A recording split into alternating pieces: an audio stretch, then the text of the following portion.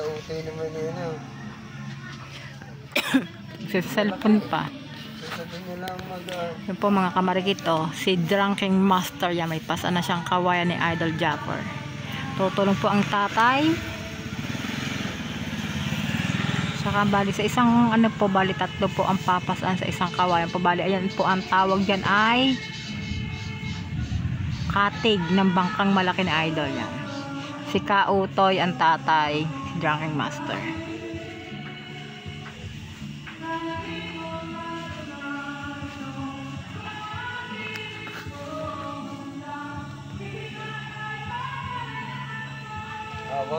Awang kay kautoy, awang.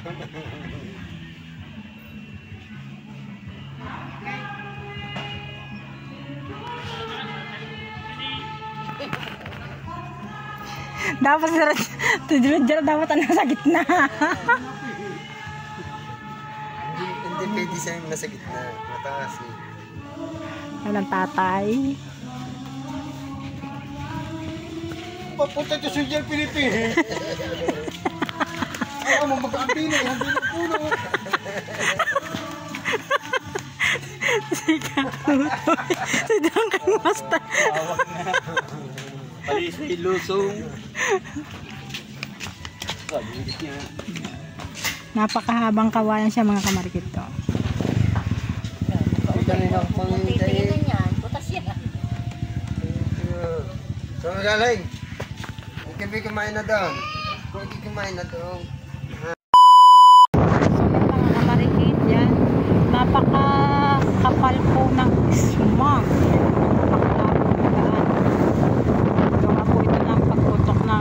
Nagpapahiwatig na lang po mga kamarikit ang pagputok ng bulkang Taan yan.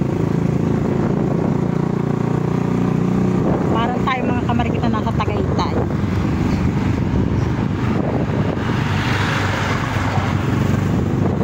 Diba naman kung gano'ng kalandi yan, kung gano'ng kalabo.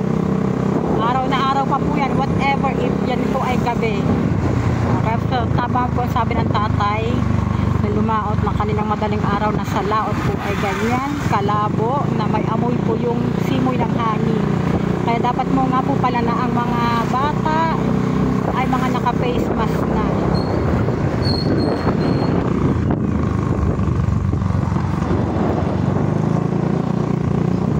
Magkaka-ulam.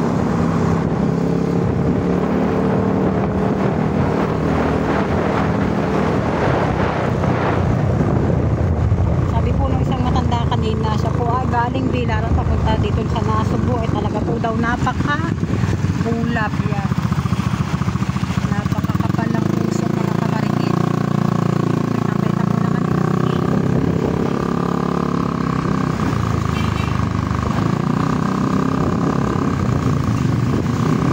Napakakapal ng puso. Ayan po ang delikado sa mga hika.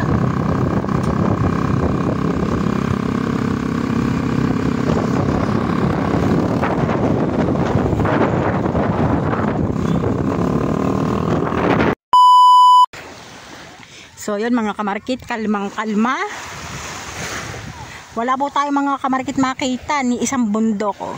Ultimo po mga kamarikit yung bundok ng San Diego, bundok ng Lubang, yung Fortune Island, Twin Island, at ultimo nyo po mga kamarikit dito sa parting Punta Fuego ay hindi po natin makita. Bukod tayo ito na aninaw po natin itong bundok po ng Wawa. Yan. Alam niyo po ba kung bakit ganyan mga kamarikit? Gawa po yan ng smog. Yung pong po ng Taal Volcano. Yan. Kaya po mga bata ay nasuspended ang klase. Gawa nga po yan. Bumisit ka dyan! Yan ang mga kamarikit. May alamang po. Nag-aalamang sila. Yan.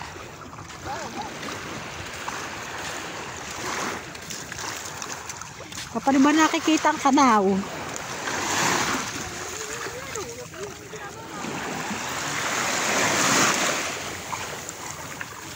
Ang gamit lang po nila mga kamarikit sa alamang ay kulambo.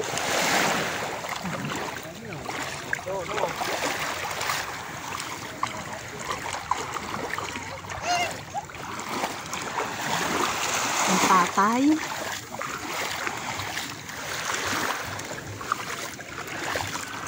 Yan, sa laboy. Madaling kawin niya. Yun o. May mga alamang nasa loob.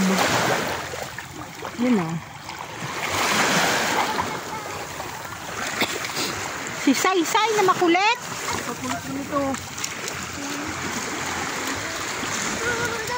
Ayan mga kamarikit ang alamang. Pailang ano na yan? Pailang pandaw. 4 ata. Ayan. Magkakulit pa rin bata nito.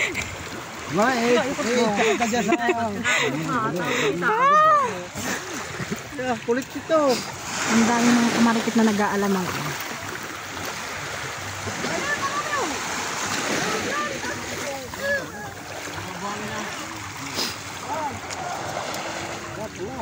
Pulong-pulong. Tatay, alamang daw yun ni plastic. Ano kaya yun?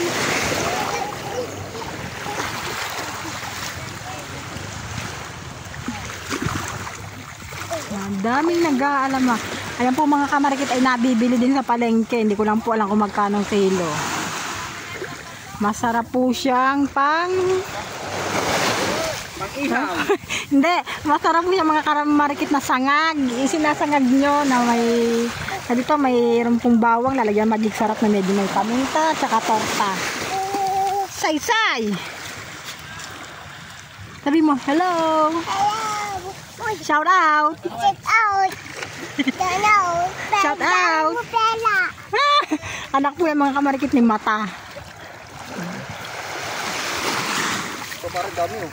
Parang pulang-pula na oh. Oh, pulang-pula ko yan oh, pulang-pula ko. Yan. Saan? Pero ito. Saan ba nakikita? Mapula sa tubig. Ay, yung nga, pinong-pino. Mas pino yan yan, hindi ka tinong nakaranan oh. Dukot na yan eh.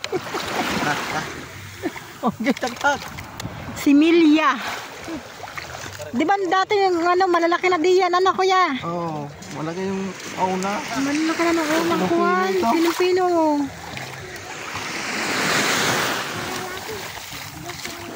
Tamang gala kami mga kamarikit. Tamang gala.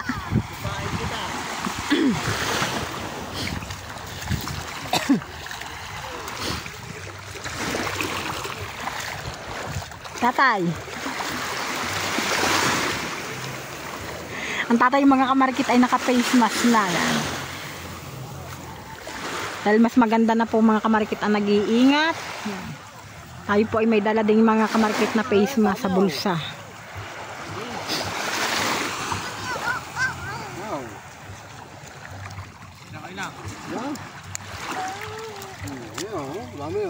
Okay.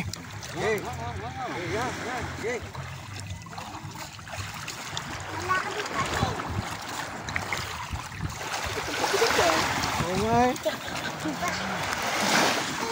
Naipapais kaya yan?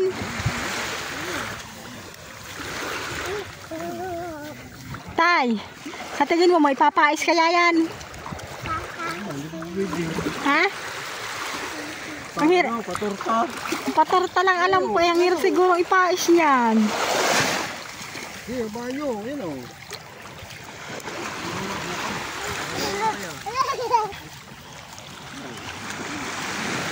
Ang dami mga kamarket oh. Dito po sa kabila ay sina Bingo, sina Chong Luis Bare. Nag-aalamang din po siya mga kamarket.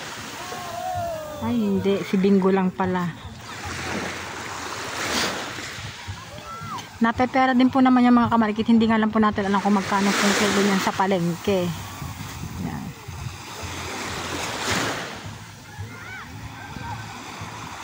Pag may tiyaga, may nilaga, may pang-ulam. Yan.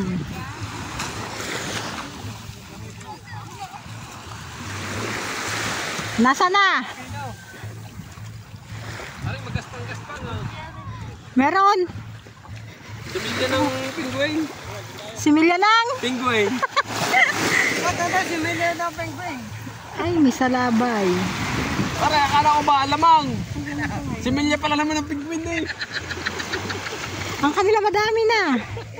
Alilinggit. Pagkaliliyay. Ano ko kaya gaganan? Kasi yung ano. Ito lang itas mo. Bagay pagpag mo. Bago na naman puno ang timba, ano? Hindi mo rin kung kasi. Wala eh. Madaming ano. Dumi. Oo. Madami na. Dito lang. Eh, pinagpag. Are, marami niya. Ay, malinis. Aba, paghihap. Sana all. Yan! Ito, ngamen. Dito nga naman dami. Dito kayo tayo. Yun, ang dami mga kamarikit to. Malapit ako pare.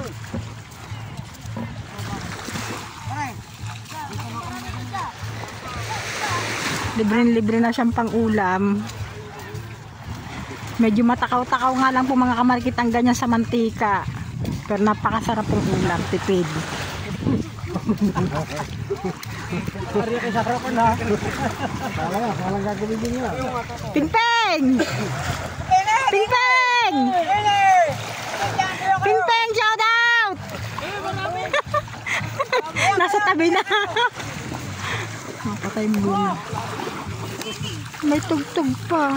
Ah, hahabulin ba natin ang mga yon?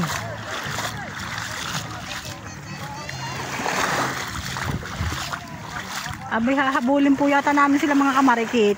Papunta pa yata sa may wawa. So yun mga kamarikit to, ayan pong huli nila oh. Ayan, alamang. Alamang Earth. Kasama si Andro tsaka yung kapatid ni Kamuning. Ano nga man? Si Kabakaw. Yan. Si Kabisug yan mga kamarikit yan. Pauwi na sila, may pang-ulam na yung mga trabaho. May pang-ulam na po mga kamarikit yung mga trabahador sa ginagawa pong ginagawa pong basketball court dito po sa amin. Sipag at tiyaga, may pang-ulam ka mga napakaraming pang-ulam no, napakaraming itlog na magagamit, mantika. Hindi nila kasama ang mga kamarikit si Bodjo. Hindi ko po alam kung saan nagpunta. Baka nag-aalamang din po sa Paparon.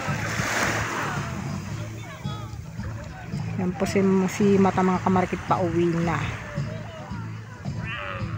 May pang-ulam na po silang bit-bit. So yun mga kamarikit, ang ating si Kaapo ng Babakaw, pati po ang ating si Kaheno, yan binabaybay po ni ng Timigil at saka po ni Hino kung sino po yung pumalaot. Ang ulam! Dahil kami wala pambili! Wala po kami pambili! Shout out po sa inyo diya kung ayan man ay vlog o shout out po! Kami manghihingi ng ulam at walang pambili! Walang pambili. Kahit pa isa-isa pwede na. Oo nga naman, kahit dalawang maliliit lang. Alam niyo po ba mga kamarikit, ang tatay ay ngayon lang nakalabas ng bahay. Yan. Ito sa tubig. Ay, lupang pala naman sa tubig, tayo huwag na humingi. May ino na, minsan lang niya sino. Tama na po ito. Ang tatay po mga kamarikit ay ngayon lang po yan nakalabas ng bahay dahil no isang araw po ay sumumpong po yung kanyang binti. Halos 3 days po siya mga kamarikit na nasa loob lang ng bahay yan.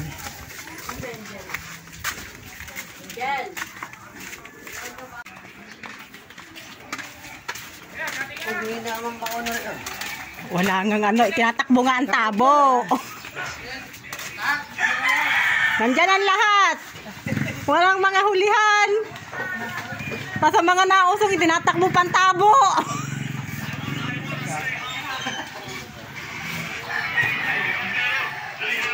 Nakalibre tayo mga kamarikit ng ulam.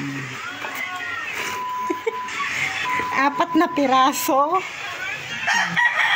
4 piraso mga kamarikit ang nabakaw ng tatay. Kahit papaano po ay meron may pantawid na po. Ang tatay ay simumpong ang binti. At bumaba po mga kamarikit ang kanyang potassium.